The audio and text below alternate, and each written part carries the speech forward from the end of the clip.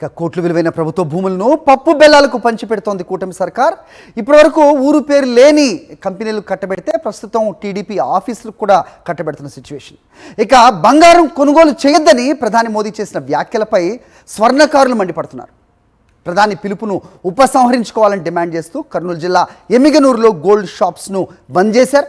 మోదీ చేసిన వ్యాఖ్యలతో బంగారం కొనడానికి జనాలు రావట్లేదని, ఉపాధి కోల్పోయి రోడ్డున పడే పరిస్థితి వచ్చిందని స్వర్ణకారులు ఆవేదన వ్యక్తం చేస్తున్నారు.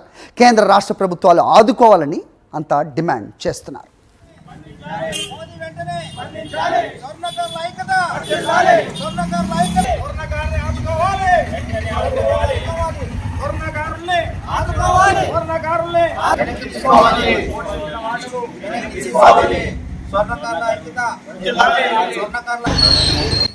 స్వర్ణకారులు అందరూ రోడ్డు పైన పడే పరిస్థితి వచ్చింది.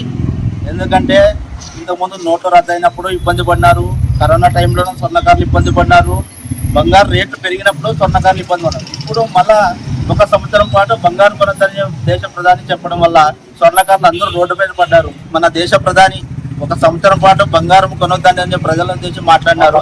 దానివల్ల స్వర్ణకారుల పరిస్థితులు చాలా ఘోరంగా ఉన్నాయి.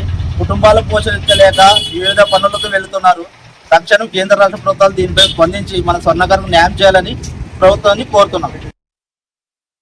స్వర్ణకారులు చాలా దరిద్ర రేఖను దాటుతున్నాం. మేము ఆల్రెడీ దాటి వేసినాం. మేము దయచేసి మన స్వర్ణకార సంఘానికి, రాష్ట్ర స్వర్ణకార సంఘానికి అందరినీ ఆదుకోవాలని చెప్పి మోడీ గారిని మేము కోరుతున్నాము. మాకు ధరలు పెరగడం వల్ల కార్పొరేట్ వ్యవస్థ వచ్చినందుకు మా పరిస్థితులు చాలా ఘోరంగా ఉన్నాయి. చాలా మంది మన పని ఇడిచిపెట్టి ఆల్రెడీ కొంతమంది ఆటోలు నడుపుతున్నారు. ఎవరు తిప్పలు చాలా ఘోరంగా తిప్పలు పడుతున్నారు. మళ్ళీ ఈ టైంలో మళ్ళీ ఈ కార్పొరేట్ వ్యవస్థలో మళ్ళీ ఇప్పుడు మన మోడీ గారు 1 సంవత్సరం వరకు బంగారం కొనొద్దు అంటే మా పరిస్థితులు ఏం కావాలి? కొనవదు. ఎందుకంటే మోడీ గారు చెప్పినారని మామూలు వ్యక్తిని చెప్పింది, ప్రతి మామూలు వ్యక్తి కాదు. ఒక ప్రధాని చెప్పినారు కొనొద్దు అంటే ఎవరు ఎట్లా కొంటారు? వాళ్ళు 1 సంవత్సరం కొనకపోతే మా పరిస్థితి ఏమి కావాలి? అందుకోసం కేంద్ర ప్రభుత్వం దీని గురించి ఆలోచించి మా స్వర్ణకారులందరినీ మనం ఆదుకోవాలని మేము కోరుతున్నాము.